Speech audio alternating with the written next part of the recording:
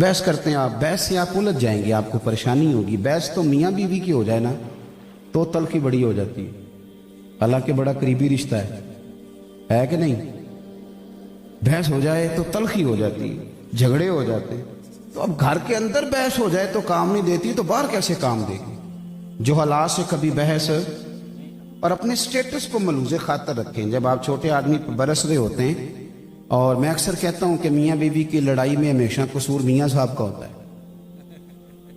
हो गए उन्होंने नाराज, तुसी मन पता सी तुसा हो जाना है, फिर तुसी इस गल तो भी परेशान हो कि उतों वीडियो भी कोई बंदी है और कितने कितने जानी है। तो हज़रत साहब ने इतना बड़ा फतवा दे दिया। ये मैं इसलिए बात करता हूँ, अक्सर करता हूँ कि मियाँ बीवी की लड़ाई में गलती मियाँ साहब की इसलिए होती है कि उस बेचारी की तो अकल तो आधी है, तो तेरी तो पूरी है ना।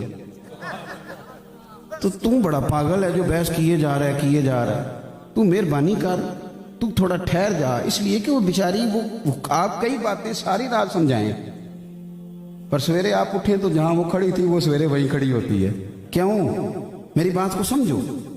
अल्लाह ताला ने किसी औरत को नबूवत दी, औरतों की बड़ी शान है, जन्नती जब औरतों की सरदार हैं सैयदा फातिमा।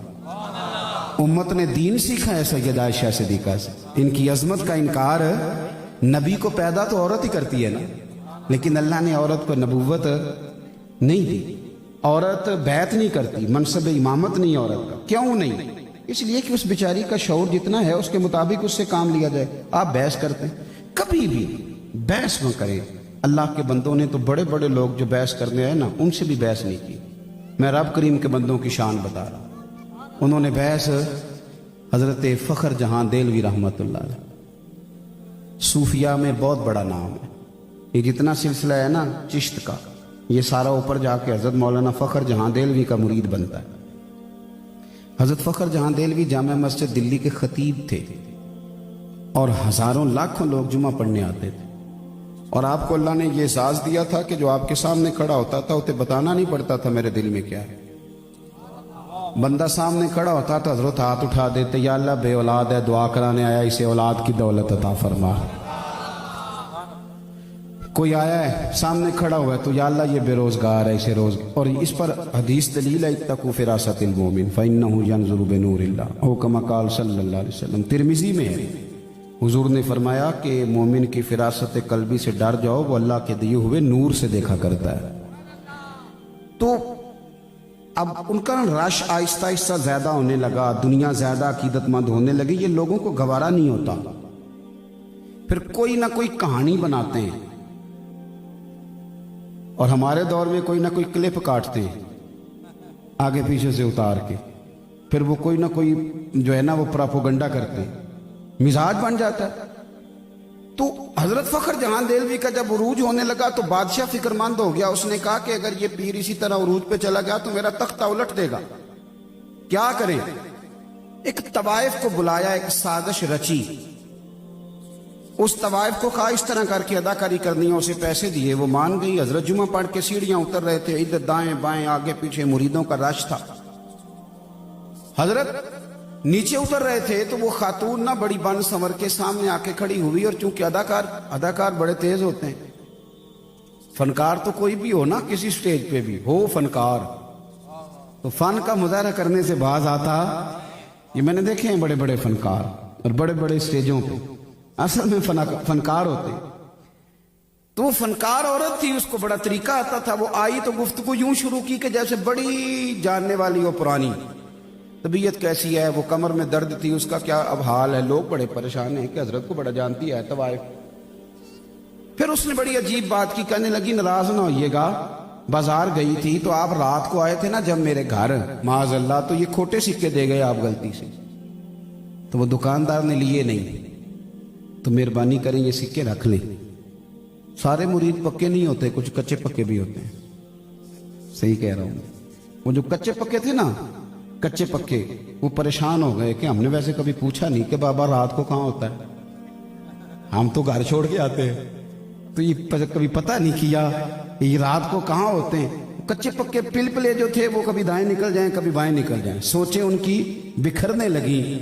लेकिन रब का बंदा तो पक्का होता है, वो तो कच्चा नहीं ना होता। उसे पता होता है कि वलिल्लाहिल इज्जतु वलिरसूलिही वलिल मोमिनीन, عزتیں اللہ کے پاس، رسول اللہ کے پاس اور رب رسول کو ماننے والوں کے پاس۔ فرمانے لگے حضرت فخر جہاں دہلوی، جب بی بی نے بات پوری کر لی تو آپ نے نا جیب میں ہاتھ ڈالا اور اصلی سکے نکالے اور 3 دفعہ فرمایا، بیٹی، او میری بیٹی، او پیاری بیٹی، تو دے جا نقلی سکے، اصلی لے جا، اور پتر ڈرامہ کرنے کی ضرورت کوئی نہیں، جب بھی ضرورت پڑے نا تو آ جانا، اصلی سکے مل جائیں گے اور فخر جہاں کا دروازہ بھی تجھے کھلا ہوا ہی ملے گا۔ کوئی وضاحت نہیں، زیادہ وضاحتیں نہ دیا کرو، زیادہ وضاحتیں دینے والے کو لوگ جھوٹا سمجھ لیتے ہیں، زیادہ وضاحتیں نہیں دینی چاہیے۔ حضرت نے کوئی لمبی وضاحت نہیں دی، اترے اسٹیج سے، وہ سیڑھیوں سے، جب نیچے گئے تو بی بی کو کہہ گئے، بیٹی بیٹی بیٹی، اس پہ سختہ طاری ہو گئی، بولنے کے قابل نہ رہی۔ جب حضرت سیڑھیاں اتر گئے تو دوڑ کے آئی، قدموں میں گری اور اس طرح چیخے مار کے روئی کہ لوگ پریشان ہو گئے، کہنے لگی، او بابا، کس مٹی اور کس سندل اور کس کستوری کا تو بنا ہوا ہے؟ میں تو وہ بیوی ہوں کہ کبھی دلی میں کسی نے نہ بہن سمجھا نہ بیٹی سمجھا، نہ کسی نے مجھے احترام دیا، میں تجھے بدنام کرنے آئی تھی اور مجھے کیچڑ میں لتھڑی ہوئی کوئی تو نے بیٹی بنا لیا ہے۔ یہ لفظ کہہ کے اس نے نقاب چہرے پہ ڈالا اور کہنے لگی، اب میں دلی والوں کو بتاؤں گی فخر جہاں کی بیٹی کس طرح کی ہوتی ہے، آج کے بعد میرا کوٹھا سمجھ کے نہ آنا، میں اسے مسجد بناؤں گی، قیامت تک محمد عربی کے نام کی اذانیں پڑھی جائیں گی، صلی اللہ علیہ وسلم۔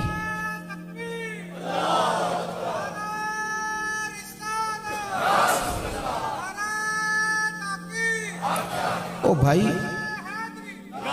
اللہ کے بندے بحث نہیں کرتے، الجھاؤ پیدا نہیں کرتے، آپ یقین کریں۔ اور ایک بات اچھی طرح سمجھ لیں، رب کے بندوں کو یہ بھی بتانے کی ضرورت نہیں ہوتی کہ میرا عقیدہ کس طرح کا ہے، کچھ چہرے ہی بتا دیتے ہیں کہ عقیدہ کچا ہے کہ پکا ہے، کچھ چہرے ہی بتاتے ہیں۔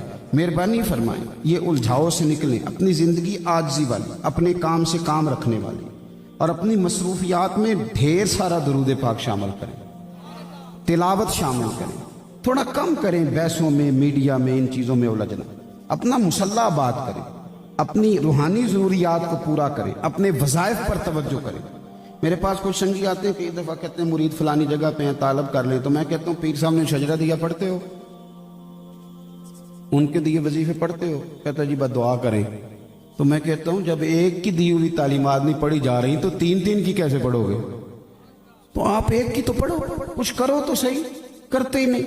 بہت سارے لوگوں کو شکوہ ہے کہ مجھے جی فلانی جگہ سے ملا کچھ نہیں، اور میں نے کہا لینے کے لیے بھی تو برتن سیدھا ہونا چاہیے، اگر تیرا برتن ہی الٹا ہے تو اس میں خاک گرے گی کوئی چیز، برتن تو سیدھا کر۔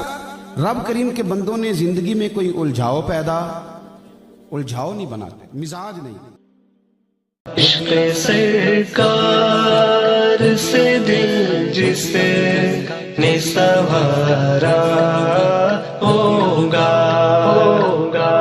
اس کی قسمت کا بلندی پہ ستارہ ہوگا، اس کی قسمت کا بلندی پہ ستارہ